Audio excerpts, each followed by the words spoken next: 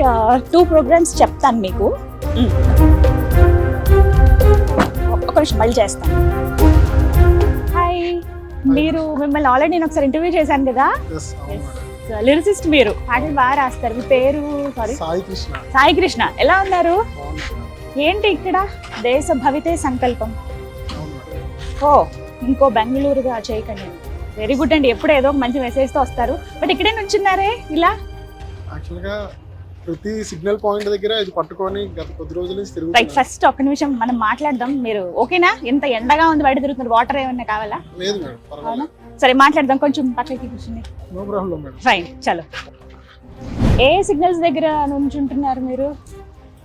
Signals అంటే ప్రతి ఇక్కడ నిజాంపేట్, అలాగే అమీర్పేట్, మాదాపూర్, ఇలా ప్రతి సిగ్నల్ దగ్గర నిల్చొని జస్ట్ అవేర్నెస్ గురించి. మొన్న బెంగళూరులో ఆ క్రైసిస్ వచ్చిన విషయం తెలిసినాక ఏదో మనసు కొంచెం చెల్లించింది.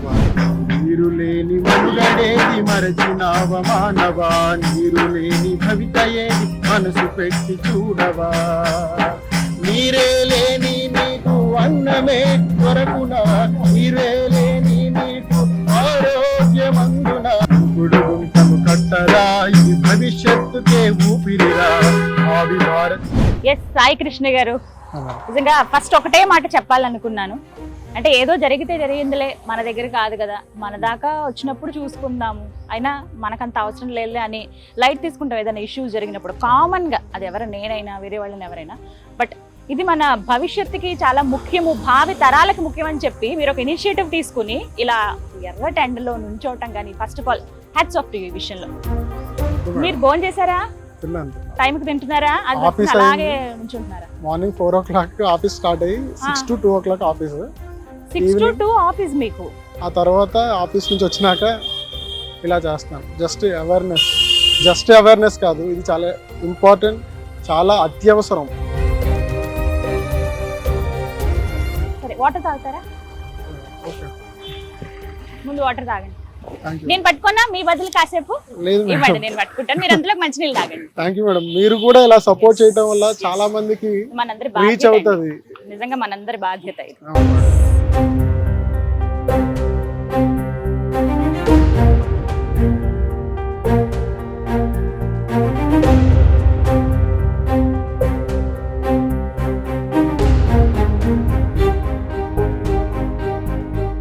ఇది నాది లేకపోతే సాయి కృష్ణ గారిదే కదండి, మనందరి రెస్పాన్సిబిలిటీ. ఏ ఒక్కళ్ళ కోసమో కాదు, ఇది మనందరం ఖచ్చితంగా ఇనిషియేటివ్ తీసుకుని ఆలోచించాల్సిన విషయం, తెలుసుకోవాల్సిన విషయం అనమాట. రైట్, ఇదిగోండి. తాగారా మంచినీళ్ళు? ఎలా నుంచుంటున్నారండి అంతసేపు? కాసేపు పట్టుకుంటేనే చాలా ఇబ్బందిగా అనిపించింది. ఇది బాధ్యతలా అనిపిస్తుంది కానీ పెయిన్లా అనిపిస్తుంది లేదా? ఎస్, సాయి కృష్ణ గారు, ఫస్ట్ అసలు విషయం మాట్లాడుకుంటే అండి, బెంగళూరులో ప్రస్తుతం జరుగుతున్నది, అక్కడి ప్రజలు ఎదుర్కొంటున్నది ఆ నీటి ఎద్దడి ఎంత దారుణమైన విషయం అందరికీ తెలిసిందే. చాలా బాధ అనిపిస్తుంది. అంటే ముందు చూపులు లేకపోవడం వల్ల ఇలా జరిగిందని చెప్పి ఇప్పుడు రకరకాలుగా మనం మాట్లాడతాం. ఇగో ఈ పరిస్థితి మళ్ళీ వేరే దగ్గర వస్తుంది, అలా ఇలా అని మాట్లాడతాం. అంటే అది విన్నప్పుడు నిజంగానే అమ్మో ఇలా ఉంటుందా అని నాకు అనిపించింది. ప్లస్ తర్వాత మళ్ళీ వేరే ఇష్యూస్ లో వెళ్ళిపోయాం. కానీ అది సీరియస్ గా తీసుకోవాలని ఇప్పుడు మీ బ్యానర్ ద్వారా మళ్ళీ నాకు అర్థమవుతుంది. సో యాక్చువల్లీ నేను మీకు ఇంకొక విషయం కూడా చెప్పాలి. మిమ్మల్ని 2 days బ్యాక్ ఇక్కడ ఒక సిగ్నల్ దగ్గర అబ్జర్వ్ చేశాను. అప్పుడు అనుకున్నాను, ఎస్ నేను ఎక్కడో చూసానంటే నాకు స్ట్రైక్ అయింది. బట్ అనుకున్నాను మళ్ళీ నాకు ఇంటర్వ్యూ చేయడానికి మీ దగ్గర ఆగి మాట్లాడేంత టైం అక్కడ లేదు నాకు ఆ సిగ్నల్ దగ్గర. సో బట్ మీరే రావటం ఇలా అంటే రీజన్ ఏంటి? మీరు ఎప్పుడు అక్కడ కదా. నిజానికి ఈ ఆలోచన వచ్చినాక ఇమ్మీడియట్ గా నా మైండ్ రెస్పాండ్ అయింది. ఏదో చెయ్యాలి, ఏదైనా కానీ ఆలోచన వస్తే నాకు చేయడం అనేది భగవంతుడు ఇచ్చిన ఒక వరం అనుకుంటాను. నేను మొదలు పెట్టినాక 2 days నుంచి తిరుగుతున్నాను. బట్ నాకు ఆల్రెడీ సుమన్ టీవీలో ఇంతకుముందు కొన్ని విషయాల్లో ఇంటర్వ్యూ దొరికింది. ఇలా నేను తీసుకెళ్ళి సుమన్ టీవీ వాళ్ళకి చెప్తే ఇది ఇంకా కొన్ని వేల మందికైనా రీచ్ అవుతుంది. దానివల్ల ఈ వర్షాకాలం, ఈ సమ్మర్ అయిపోయి వర్షాకాలం వచ్చేలోపు ఒక్క 10 మంది లేదా 20 మంది అయినా దీనిని సపోర్ట్ చేసి ముందుకు తీసుకెళ్తే అంతకు మించి ఆనందం నాకు ఉండదు. ఒక్కసారి అయితే ప్రయత్నిద్దాం అని చెప్పి ఇలా సుమన్ టీవీ దగ్గరకు వచ్చి ఇలా పట్టుకోవడం జరిగింది, మీరు చూడటం జరిగింది. Thank you so much. And ఇంకొకటి, మీరు ఎప్పుడన్నా రావాలనుకున్నప్పుడు డైరెక్ట్ గా వచ్చి కలవండి, అక్కడ ఉంచవలసిన అవసరమే లేదు. ఫస్ట్ అది చెప్తాను. And once again thank you so much ఇలా గుర్తు చేస్తున్నందుకు. అంటే మీకు అనిపించింది ఏంటి, ఎందుకు ఇలా వీటి గురించి మాట్లాడదాం? మీరే అన్నారు బెంగళూరులో పరిస్థితి మీకు కూడా కదిలించింది అని. నన్ను కూడా అదే కదిలించింది. గత చాలా సంవత్సరాలుగా చూస్తే విజయరామ్ గారు ఉన్నారు, ప్రకృతి వ్యవసాయ నిపుణులు. అవును, ఆయన నన్ను చాలా ఇన్ఫ్లుయెన్స్ చేస్తారు. ఆయన మాటలు, ఆయనవి ట్యూటోరియల్స్ యూట్యూబ్లో కొన్ని ఆయన ఇంటర్వ్యూస్ చూస్తే నాకు చాలా మనసు చెలిస్తూ ఉంటుంది. అలానే చిరంజీవి గారు అంటే నాకు చాలా ఇష్టం. ఆయన కూడా ఒక ట్వీట్ చేశారు. ఇక్కడ మీరు చూసుకుంటే ఈ ఇంకుడు గుంత అనేది చిరంజీవి గారి బెంగళూరులో ఉన్న ఇంటిలో అది. ఆయన ట్వీట్ చేసిన పిక్చర్ తీసుకొని నేను ఈ బ్యానర్ లో పెట్టాను. మొన్న కూడా విజయ్ దేవరకొండ గారి ఇంటర్వ్యూలో జరుగుతున్నప్పుడు ఫ్యామిలీ మ్యాన్ దానికి సంబంధించిన ఒక చిన్న ఇంటర్వ్యూ ఒకటి చేశారు, అందులో చెప్పారు కూడా ఈ మాట. అలానే నేను ఒక కాన్సెప్ట్ తోనే వచ్చాను దీంతో. ఈ రెడ్ కలర్ ఉంది కదా, దేశ భవితే సంకల్పం, ఇది నా నినాదం. ఈ సంకల్పంతో అది రెడ్ కలర్ అనేది విప్లవం సాంకేతం. అంటే నేను విప్లవకారుడని కాదు, దానితో ప్రజలకు తెలియజేయాలి. తర్వాత గ్రీనరీ ఉంది కదా, గ్రీన్ కలర్. నమస్తే హైదరాబాద్, ఇంకుడు గుంతలకు ప్రాధాన్యత ఇవ్వండి, భావితరాలకు నీరందించండి. పచ్చనిదానం ఇవ్వటం అంటే కేవలం చెట్లు ఇంపార్టెంట్, దాంతోపాటు పచ్చదనం అంటే ఏంటి, వాళ్ళకి సంతోషమైన జీవితం ఇవ్వడమే పచ్చదనం. అది ఇవ్వండి అని చెప్పి ఆ గ్రీన్ కలర్. కింద వచ్చి ఆ బ్లూ కలర్ అంటే వాటర్. లోపల బ్యాక్గ్రౌండ్ లో ఫ్యూచర్ లో హైదరాబాద్ ను కూడా బెంగళూరు పరిస్థితిని చేయొద్దు అని చెప్పి, ఆ నీటి నుంచి వచ్చే సమస్యలు మనకు కూడా రావద్దు అని అనుకున్నాను. సో ఆ కాన్సెప్ట్ తో ఈ బ్యానర్ కూడా తయారు చేయడానికి కూడా ఇంత ఆలోచించారు మీరు. అవును మేడం. రైట్. సో ఈ బ్యానర్ చూసాను, మేము మాక్సిమం విజువల్ అంతా నేను క్యాప్చర్ చేశాను. చేతులు నొప్పడతాయి, మీరు జస్ట్ ఫోల్డ్ చేసేసేయండి ప్రస్తుతానికి. గత 2 days నుంచి ఇలా పట్టుకొని అలవాటు. ఎన్ని గంటల నుంచి ఉంటారు అలా? మాక్సిమం ప్రతి సిగ్నల్, ఎక్కడైతే సిగ్నల్ రెడ్ కలర్ పాయింట్ పడుతుందో ప్రతి దగ్గర అక్కడికి వెళ్ళి జనాలు ప్రతి ఒక్కరికి చూస్తున్నారు, చదువుతున్నారు. కొంతమంది చాలా హ్యాపీగా ఫీల్ అవుతున్నారు, కొంతమంది తమ్ చూపించి ఎంకరేజ్ చేస్తున్నారు. ఇంకా అలా ప్రతి ఒక్కరు ఒక్కొక్క రకంగా వాళ్ళ రెస్పాండ్ అవ్వటం వల్ల నాకు ఇంకా హ్యాపీ, చాలా ఆనందం కలుగుతుంది. నిజంగా గ్రేటే కదండి ఆ విషయంలో మీరు అలా చేయడం. బ్యాగ్ బరువుందా? No problem. లేదా? ఫైన్.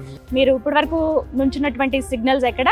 జూబ్లీ చెక్ పోస్ట్ తెలుసు నాకు, నేను చూసాను అక్కడ. అలానే నిజాంపేట్ సర్కిల్ దగ్గర, జేఎన్టీ కాలేజ్ సర్కిల్, అవునండి, అక్కడ ఎక్కువ సిగ్నల్ పాయింట్ పడితే చాలా మంది ఎక్కువ ఆ జేబ్రా క్రాసింగ్ స్టూడెంట్స్ చాలా మంది ఉంటారు అక్కడ. అక్కడ తర్వాత అమీర్పేట్ మెయిన్ మనకి, అక్కడ కూడా స్టూడెంట్స్ ఉంటారు. అవేర్నెస్ ఇప్పుడు కలిగించాల్సింది నెక్స్ట్ జనరేషన్ మీద కదా.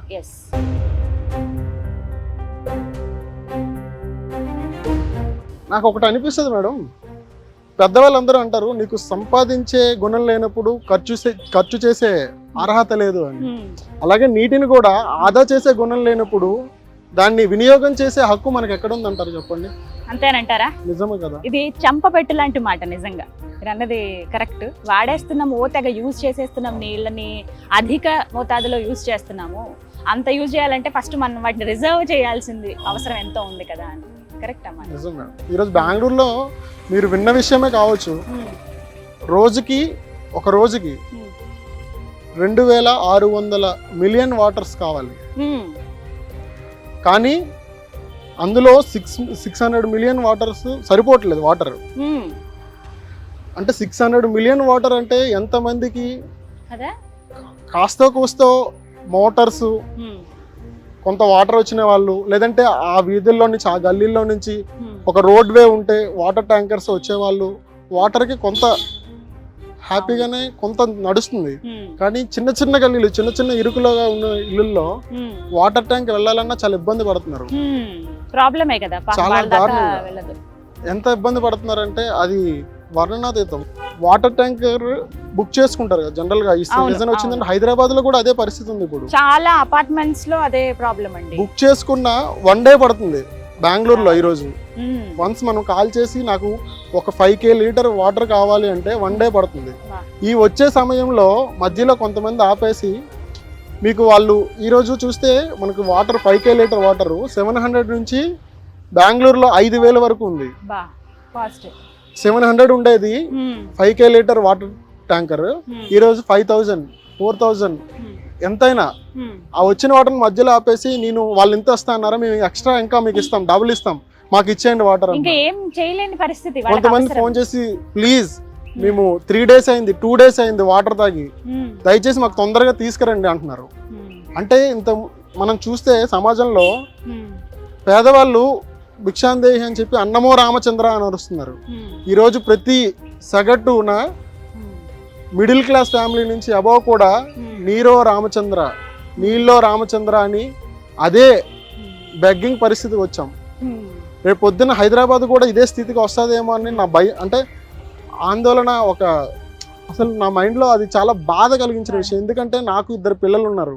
ఫ్యూచర్లో వాళ్ళకి ఇచ్చేది ఏంటి? ప్రగతి అని పట్టుకొని ఉంటే భవిష్యత్ ఎక్కడుంది మేడం?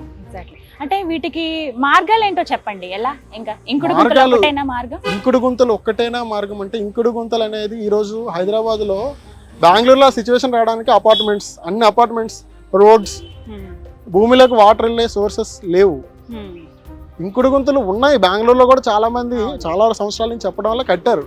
బట్ దానికి ప్రాపర్ ఒక కారు ఉంది, మనం కారు తీసుకుంటున్నాం, నడుపుతున్నాం, ఒక సర్వీసింగ్ అనేది ఒక 3 months 1 month చేస్తున్నాం. బట్ ఇంకుడు గుంతలు ఏదో ఆ టైంకి ఉద్రేకం, ఏదో విన్నారు, ఎవరో పెద్దవాళ్ళు చెప్పారని చేస్తున్నారు. బట్ దానికి కూడా సర్వీసింగ్ చెయ్యాలి కదా. చెయ్యనప్పుడు, మెయింటెనెన్స్ లేనప్పుడు అది ఎంత వాటర్ ఎలా లోనికి వెళ్తుంది? ఇంకా మరి సాయికృష్ణ గారు ఇంకా మార్గాలు ఏంటో చెప్పండి. మార్గాలంటే ఈ ఇంకుడు గుంతలు అనే కాన్సెప్ట్ విజయరామ్ గారు చాలా చక్కగా చెప్పిన ట్యూటోరియల్స్ యూట్యూబ్లో ఉన్నాయి. అవి ఫాలో అయితే చాలా మనం ఫ్యూచర్కి చాలా మంచి సర్వీస్, సేవ అంటే ఇంకో ప్రత్యేకంగా చాలా రకాల సేవలు చేయొచ్చు. కానీ భవిష్యత్తుకి మనం చేసే సేవ నీరు లేకపోతే మనకు ఏదీ లేదు. మానవ జీవితం మనుగడ లేదు నీరు లేకపోతే. మనం నీటి గురించి చేయాల్సిన కృషి చాలా ఉంది. సో ఆ ఇంకుడు గుంతలు ప్రాపర్ వేలో ఎలా చేయాలి అంటే, టెర్రస్ మీద వర్షం పడినప్పుడు టెర్రస్ నుంచి వర్షం వస్తుంది కదా, ఆ నీటిని అందులోకి వెళ్ళేటట్టు మనం చేస్తున్నారు. కానీ టెర్రస్ మీద ఇప్పుడు మనకి హైదరాబాద్లో ఉన్న పొల్యూషన్కి ఆ డస్ట్ అనేది ఒక చాలా సాఫ్ట్గా మలైలాగా ఫామ్ అవుతుంది దుమ్ము. దాని నుంచి వాటర్ రావటం వల్ల మనం ఇంత ఫైన్ స్టోన్స్ అన్నీ వేసి, ఇటుకలు అన్నీ వేసి మనం ఇంకుడు గుంత రెడీ చేస్తాం కదా. ఆ మలై లాంటి ఆ పదార్థం లోనికి వెళ్ళటం వల్ల భూమి పొరల్లోకి వాటరు పోయే మార్గాన్ని ఆపేస్తుంది అది. సో ఇలాంటి ప్రికాషన్స్, ఇలాంటి సర్వీస్, ఇలాంటి మెయింటెనెన్స్ మనం చేస్తూ ఉండాలి. దానివల్ల చాలా యూజ్ ఉంది. ఇంకా అపార్ట్మెంట్స్ చూస్తే హైదరాబాద్లో గవర్నమెంట్ తీసుకుంది నిర్ణయం, ప్రతి అపార్ట్మెంట్ కట్టే వాళ్ళకి కింద ఇంకుడు గుంత మ్యాండేటరీ అని చెప్పి. బట్ చాలా అపార్ట్మెంట్స్ కట్టడం లేదు. బిల్డర్స్, కాంట్రాక్టర్స్ వాళ్ళని నిందించడం లేదు, నేను నిజం మాట్లాడుతున్నాను. వాళ్ళు ఎలా ఉన్నారంటే, construction with in 3 months construct చేయాలి, సేల్ చేయాలి. అంటే ఎంత ఫాస్ట్ గా చేద్దాము, ఎంత హై లెవెల్ అమ్యూనిటీస్ ఇద్దామని చూస్తున్నారు. కానీ ఇవి చాలా ఇంపార్టెంట్. ఇప్పుడు చూస్తే ఒక ఊరు మేడం, ఒక ఊరు ఉంటుంది, ఒక కమ్యూనిటీస్ లో చాలా కమ్యూనిటీస్ ఉన్నాయి, 1500 అపార్ట్మెంట్స్, కానీ వాటర్ జీరో ఉండట్లేదు. సో ఇంకుడు గుంతలు ఎక్కడికక్కడ తవ్వించాలి, వాటిని ఎప్పటికప్పుడు మెయింటైన్ చేస్తూ ఉండాలి. సో ఇది ఒక లెసన్ మనకి ఖచ్చితంగా కదా. Sure madam. ప్రకృతి వేరే రకంగా పగపట్టదు మన మీద. కరోనా వచ్చింది, కరోనా కొంతమందిని చంపేసి తీసుకెళ్ళిపోయింది. బట్ ఇది అలాంటిది కాదు, ప్రకృతి ఇంకా గట్టిగా పగబడడానికి ప్రయత్నిస్తుంది. ఇది ఇంకా ఇంకొక రకమైన క్షోభ అండి. వాటర్ అందక ఎంత దారుణమైన పరిస్థితి. వాటర్ లేకపోతే ఊపిరి ఆడదు మేడం. దాహం, ఫుడ్ తినకుండా కొన్ని రోజులు ఉండగలుగుతామండి, నీళ్ళు తాగకుండా ఉండలేము. ఎంత ఉపవాసం ఉండాలైనా నీళ్ళు తాగితేనే ఉపవాసం ఉంటారు. ఇంకా నీరే లేని పరిస్థితి. సో ఇవన్నీ ఆలోచించి మీరు ఒక అంటే మీకు ఇదేమన్నా రీచ్ అవుతుంది పబ్లిక్ అని అనిపించిందా అలా సిగ్నల్స్ దగ్గర నుంచినప్పుడు? రీచ్ అవుతుందనే మైండ్లో అయితే అనిపించింది మేడం. ఎక్కువ మంది వద్దు, నా ఈ సంకల్పానికి దేశ భవిత సంకల్పం అనే నినాదంతో నేను వచ్చి రావటం, ఎక్కువ మంది నాకు అవసరం లేదు. నా నుంచి ఒక 10 మంది ఈ వర్షాకాలం వచ్చేలోపు ఈ ఇంకుడు గుంతల్ని కన్స్ట్రక్ట్ చేసి, ఒక ప్రాపర్ ఆల్రెడీ ఉన్నవాళ్ళు ఒక ప్రాపర్ పద్ధతిలో దానికి సర్వీసింగ్ చేస్తూ దాన్ని మెయింటైన్ చేస్తే చాలా హ్యాపీగా ఫీల్ అవుతాను. మనంతటి మనం చేయగలిగేవి ఇంకేమైనా ఉన్నాయంటారా? మనంతటి మనం చేయగలిగేవి అవేర్నెస్. ఈరోజు ఇంట్లో చూసుకుంటే చాలా మంది ఇంట్లో అపార్ట్మెంట్స్కి వాటర్ ట్యాంకర్స్ వెళ్తున్నాయి. ఒక 5K లీటర్స్ ట్యాంకర్స్ అవ్వచ్చు, 10K లీటర్స్ అవ్వచ్చు. But with in half day 1 డేలో కంప్లీట్ చేసేస్తున్నారు. అంటే ఆ యూసేజ్ చాలా ఎక్కువగా ఉంది. అది తప్పుగా అనుకోకండి ఆడవాళ్ళు, క్షమించండి. అంటే మగవాళ్ళు యూజ్ చెయ్యరు అని కాదు వాటర్. ఆడవాళ్ళు వాటర్ని యూజ్ చేసే గుణం ఎక్కువ ఉంటుంది, అది మీకు తెలిసింది. అంటే అది ఎందుకో వాళ్ళకి ఇన్బిల్ట్ చిన్నప్పటి నుంచి వాటర్తో ఎక్కువ వాళ్ళు మింగిల్ అవుతుంటారు, వాటర్తో యాక్టివిటీస్ ఎక్కువ ఉంటుంది. సో దాన్ని కూడా కొంచెం కంట్రోలింగ్గా ఉన్నారు చాలా మంది, అవేర్నెస్తో ఉన్నారు. కొంతమందికి నేను ఇచ్చే నా నుంచి విన్నపం, ప్లీజ్ కొంచెం వాటర్ని తక్కువ యూజ్ చేయండి. అలాగే పరిశ్రమలు మనకి 19వ శతాబ్దం ముందు వాటర్ ప్రాబ్లం అనేది లేదు, వాటర్ ఉంది. బట్ వాటర్ నుంచి కొన్ని డిసీజెస్ వచ్చాయి, ఎందుకంటే అవి ఎక్కడికక్కడే ఉండిపోవడం, నిల్వలు, వాటి నుంచి మన కలారా ఇలాంటి వ్యాధులు వచ్చాయి. తర్వాత ఆ వాటర్ని ఎలా అంటే చెరువుల్లో నుంచి, బావిల్లో నుంచి, నదుల్లో నుంచి యూజ్ చేసుకుంటేవారు డైరెక్ట్గా, అందుకు అలాంటి ప్రాబ్లమ్స్ వచ్చాయి. బట్ మనకి ఎప్పుడైతే ఈ మోటార్ సిస్టమ్ భూమిలో నుంచి భూగర్భ జలాలను తీసుకుంటున్నామో అప్పటి నుంచి కొంచెం తగ్గాయి.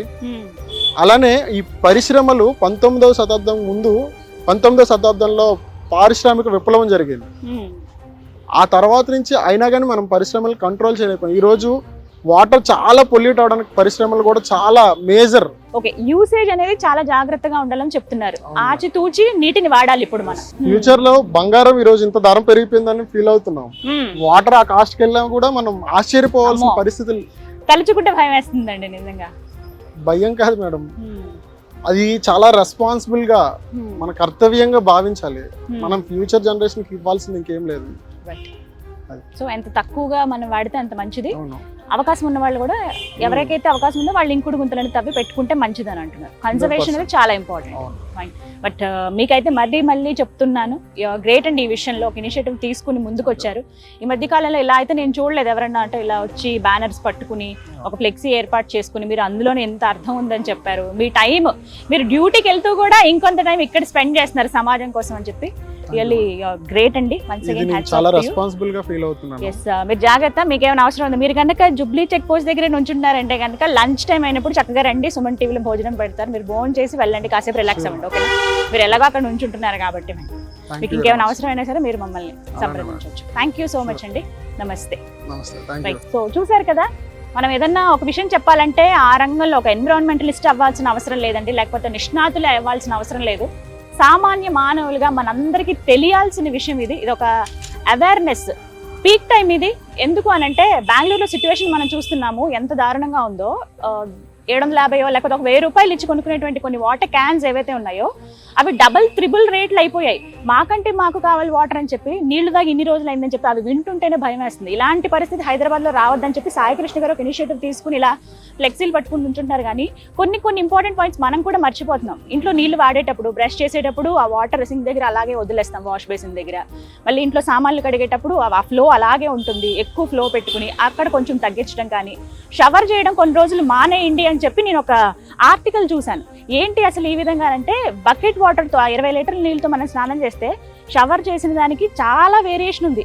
అంత సేవ్ చేయగలమా వాటర్ అని నాకే ఆశ్చర్యం అనిపించింది. అంటే ఇవన్నీ కూడా చిన్న చిన్న టిప్స్ అండి. మనం బట్టలు ఉతికేటప్పుడు జాడిస్తాం బట్టల్ని, తర్వాత మళ్ళీ మంచి నీటిలో జాడిస్తాం. ఏవైతే ఆ సబ్బు నీళ్ళు ఉన్నాయో అవి బాత్రూమ్స్ కడగడానికో వేటికో లేకపోతే మనం ఫ్లష్ చేయడానికో వీటికి ఉపయోగిస్తే అది బెటరే కదా. అంటే ఎక్కడ మనకి సోర్స్ ఉంది అనేది వెతుక్కుని మనం నీటిని సేవ్ చేస్తే నిజంగా అది ఇప్పటికి మనకి బాగుంటుందో బాగోదేమో కానీ ఫ్యూచర్లో మన పిల్లలకి మనం హెల్ప్ చేసిన వాళ్ళు అవుతామండి. ఇది ఒక్కటి మాత్రం ఆలోచించండి. ఆయన గురించి విన్న తర్వాత ఆయన పట్టుకున్న ఫ్లెక్సీ గురించి నేను మళ్ళీ ఒకసారి సెర్చ్ చేశాను. అప్పుడు నాకు అర్థమైంది ఓకే ఎంత ప్రాబ్లం ఉంటుందా అని. సో సేవ్ వాటర్ ఇది ఒక్కటే చెప్పగలం సుమన్ టీవీ తరపు నుంచి.